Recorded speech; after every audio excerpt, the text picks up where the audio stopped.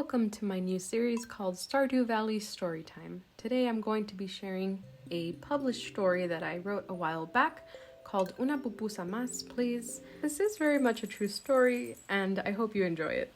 When I was a kid, my mommy used to sell pupusas out of our kitchen. Her pupusas had a cult following. Neighbors, church members, relatives, and even total strangers flocked to the house and placed large orders, eating some in our kitchen and taking the rest to go.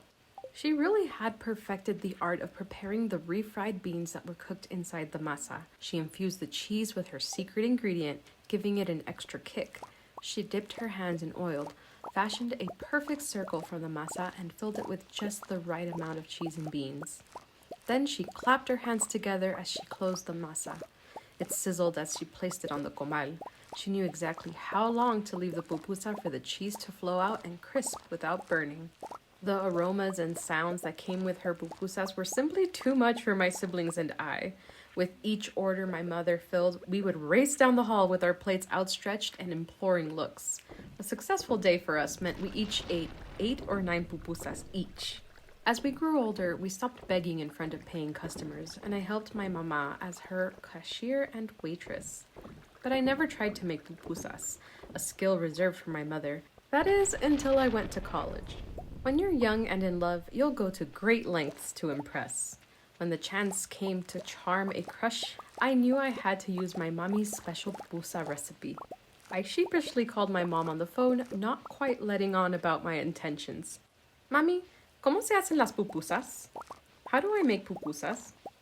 Having an inkling of what was going on, as mothers do, my mom went over the process thoroughly, including how to make the frijoles a la olla, the masa, and the curtido. She even revealed the secret ingredient for the cheese.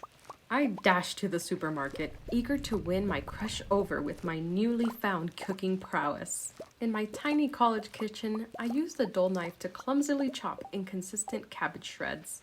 I mangled onions into even weirder shapes.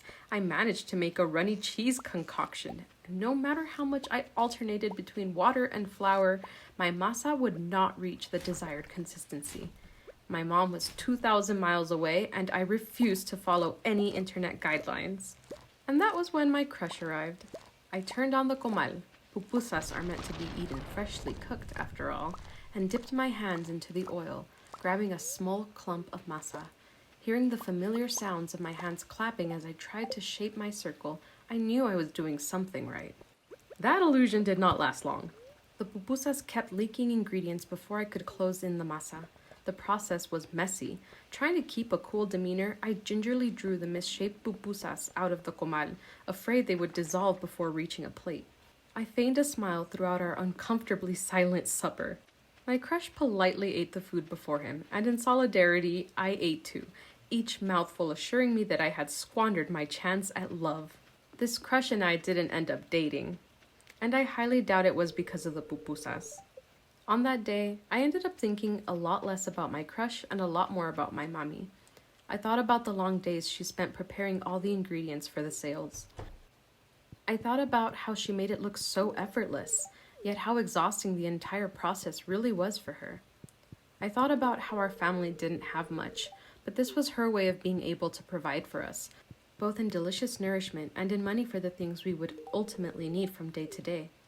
And then I thought about how, when my mommy found out I was going to college, she contacted everyone she knew to organize one last huge pupusa sale for me, intending to send me off with enough money to see me through my first month away from home. I still can't make a decent pupusa. On those special days when I visit my mommy, I will stretch out my plate with the biggest smile and ask for just one more pupusa con curtido, compliments of the house.